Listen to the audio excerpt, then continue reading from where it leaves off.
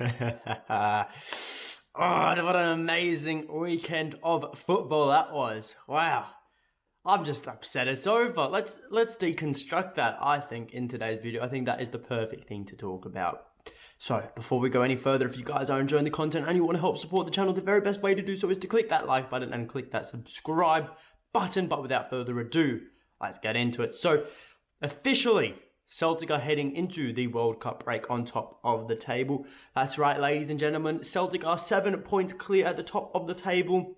And with Rangers falters, I believe it is only customary to rub salt in the wounds. And with that, I have a boys down under fun fact. And the fun fact for today is that Rangers are actually closer to Aberdeen on the table than they are to Celtic.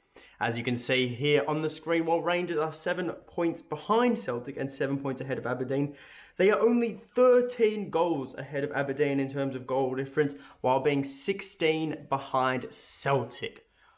Beautiful Monday, isn't it? Anyways, this just solidifies Celtic's spot at the top of the table. And now we are heading into the World Cup break officially on top, even with 2 games to go domestically before the league parts like the Red Sea. And with that, there is certainly a different aura around Celtic than there was this time last season. This time last season, we were in second place and struggling to keep up with Rangers. Flip the coin, and now it is the complete and utter opposite. I remember last season, I believe it was around just after this time we were in the international break. We had just gotten a massive away win against Aberdeen, and it was really the turning point for us. Now, here we are in a very, very different scenario, but in a very, very better place. And honestly, last night, I have to say, complete and utter fair play to St Johnstone. That was an amazing performance from them. As I'm sure you guys know, that was the Sky Sports fixture, so that was the fixture played live here in Australia. I thought I'd tune in, try my luck, see if I was going to go to bed a happy man. I went to bed an absolutely ecstatic man. Now, while we are firing on all fronts of the cylinder, on the other end of Glasgow, they aren't so much firing well. We'll have to see with GVB, because maybe there is a firing there after all. Anyways, winning at Perth isn't for everyone, but now to focus on Celtic with a 7-point buffer and a ridiculous goal difference buffer. So around 8 points, we'll say, is the buffer. The league isn't over. I'm not celebrating it here. Marathon, not a sprint. What did we see last year? Marathon, not a sprint. And this season will certainly be the ultimate tale of 2 halves. The month-long break that is upcoming for the World Cup will see pretty much 2 different sides to the league, and you can expect a lot of things to change when the teams return. You know, there could be so many injuries at the World Cup, many things could happen. We have no clue, and also a transfer window coming up as well. But all we can do for now, before this World Cup break, is to head into it with the same lead we have over Rangers, or to extend that lead, albeit how do we do that? Well, as long as we get 6 points from 6, you know, that I am content with that from the final 2 games. Even if Rangers get 6 points from 6 heading into the World Cup break this early on with a 7-point buffer, it is ridiculous. It is ecstatic. It is what all Celtic fans could hope for. You know, we're in an amazing place, and there is, if you guys remember, a date at Ibrox very, very soon after the World Cup ends. I believe it is the 3rd or 4th fixture after the World Cup ends. And that ultimately could be season defining if certain results go certain ways in the upcoming clashes.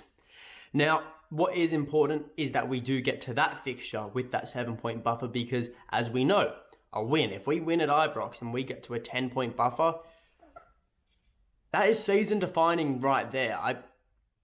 It really does not look. You'd be it'd be very difficult for Rangers to find a way back from that if we do get a 6-point buffer, because there are only 2 more derbies left in the season after that.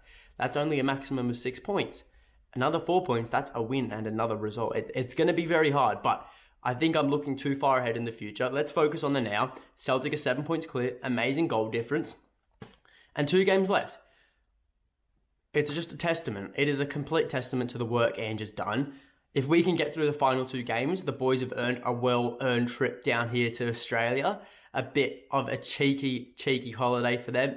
of course. Of course, it is the end of November here in Australia. Oh, well, when they arrive, we'll be heading into the middle and end of November. This is the middle and end of spring here for us in Australia.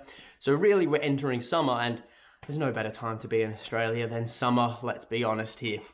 Anyways, onto the second half of the video. Now, Yuki Kobayashi, we're going to talk about him for a bit, is set to be, of course, Celtic's 5th Japanese signing ever since Ange arrived at the club. And it appears the deal is going to get even sweeter. We are not going to get him for £2 million, nor £1 million, nor £500,000. However, zilch, nothing pounds, £0. You see this? See something? That is nothing. There is nothing in between my hands except my face, but it's as good as nothing. So that is how much we're paying for Kobayashi. You know, his contract is expiring at the end of the season. The J-League season is just about to end, or it has ended. I'm not too certain. Regardless, we are getting him on a free transfer as reported out from Japan. Now, this isn't the typical scouting video because I think everyone already knows all there is to know about him. But it is such a crazy deal. We are signing a rising sun of Japan. And, oh, no pun intended there, sorry. We'll say a rising star of Japan instead. And while he won't just walk into Celtic's starting 11, he is still very much an Ange player. What do I mean by that? Ball-playing centre-back. He isn't, he is one of those players who is very, very natural on the ball, very, very calm, composed, collected, and he isn't awkward on the ball by any means. Not the tallest bloke, which may raise issues with CCV as well, being only 6 foot as well, but so far, CCV's height hasn't, caused any issues for Celtic in the box, mainly because of his pure brute strength. However, will we have the same with Kobayashi? I have to wait and see there. Now, I mentioned earlier he won't just walk into Celtic starting 11, like, Kyogo did, Rio Hatate did, Daisen Maeda did. We'll focus on the Rio and Daisen situation. They came in during the winter break. They had a period where they could train up, and also Celtic were going through a lot of injuries at the time. Now, the revamped winter break doesn't happen this season. With the World Cup happening, the SPFL have removed the winter break for this season, and so we play throughout the whole of January. So that means there is no mini pre-season, there is no break for any injuries, for any transfers to happen. It all just happens as the season goes on, and during a title race, Kobayashi can't walk into the Celtic team, considering that the J-League will have been over for a little while. He needs to go in and do his own mini pre-season to be able to get up to speed